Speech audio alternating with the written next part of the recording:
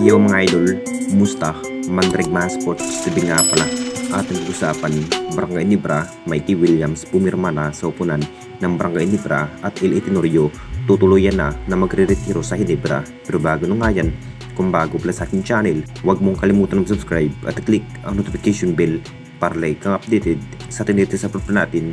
So, kinukonfirm na nga ba ang nasabing player na si Mikey Williams mga idol na mapupunta sa kamay ng Barangay Nibra. Alam na nating lahat kung ano ang potensyal ang nasabing player na si Mikey Williams dahil napakababa pa rin ang naging bawat performance ng ating Barangay Nibra. Kung bakit si Scotty lang ang nagpupursige sa naging bawat laban, ang plano pa rin ng ating Barangay Nibra, kukunin na nga ba ang nasabing player na si Mikey Williams sa upunan ng Barangay Nibra. Alam na nating lahat sa angking galing at husay ang nasabing player, kumamada pa rin ng maraming may itala at hindi na rin hawak si Mikey Williams sa tiin ni Tropang Giga kung bakit hindi pa rin nakapaglaro sa ating liga.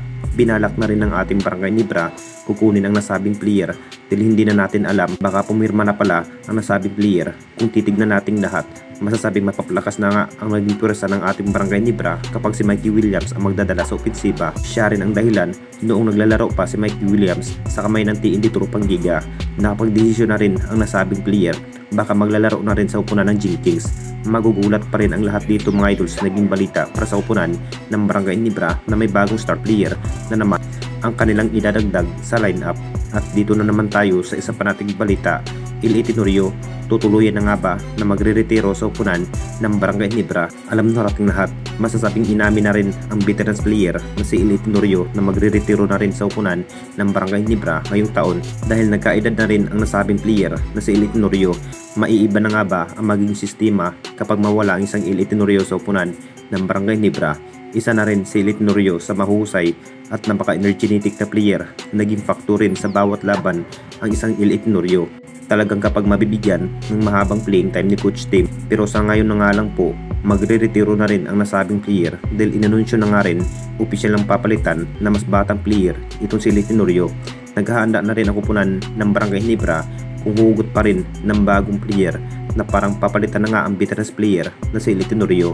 Nakita naman nating lahat, maikli na rin ang kanyang makukuhang playing time kung saan si RJ Abarindos lang nga lang po ang pamalit sa posisyon ni L.A. Tenorio.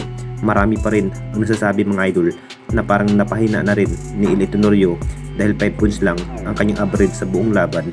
Dahil sa kakulangan nga sa playing time, nakapagdesisyon na rin si L.A. Tenorio na magre-retiro ngayong season. Magugulat pa rin ang lahat dito kung may bagong pamalit kay L.A. Tenorio. Opisyal na nga rin mag-retire ang nasabing player sa ating liga. Anong masasabi ninyo mga idol tungkol sa ating video?